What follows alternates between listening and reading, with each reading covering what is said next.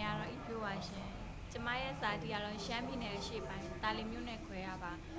ကျောင်းကို9တန်းထိပဲတက်ခဲ့ရပါတယ်အခုကျမထိုင်းနိုင်ငံထဲမှာနေပါတယ်အလောက်ကန်ကတော့ဆက်ရှုပ်ပါပဲ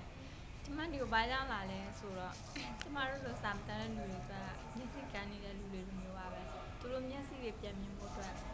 အထူးကုဆရာဝန်ကောင်းတွေလိုအပ်ပါတယ်အဲ့ဒီလိုမျိုးပဲကျမတို့စာမတတ်လူတွေအတွက်ပညာရေးအလင်းအောင်ရဖို့ဆရာမကောင်းတွေစီကိုလာရပါတယ်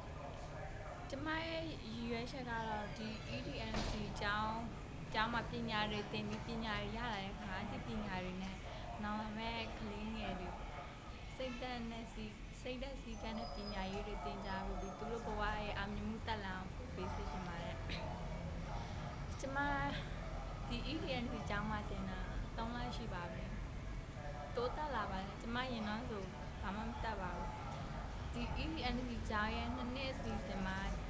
ကျမဒီ EDNC ကျောင်းရဲ့2နှစ်အစီအစဉ်မှာကျမအသိပညာနဲ့အတတ်ပညာတွေ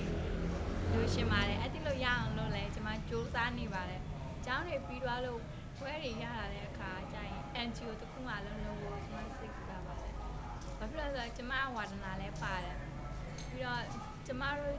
ကျေးရွာလေးတွေဖွံ့ဖြိုးတိုးတက်အောင်ရယ်ကလေးငယ်တွေအသိပညာအတတ်ပညာတွေဖွံ့ဖြိုးတိုးတက်အောင်ရယ်တစ်စိတ်တစ်ပိုင်းပါဝင်ရှင်ပါတယ်အောင်မြင်မှုတွေပိုင်ဆိုင်တော့ပဲစူးစမ်းနေရပါ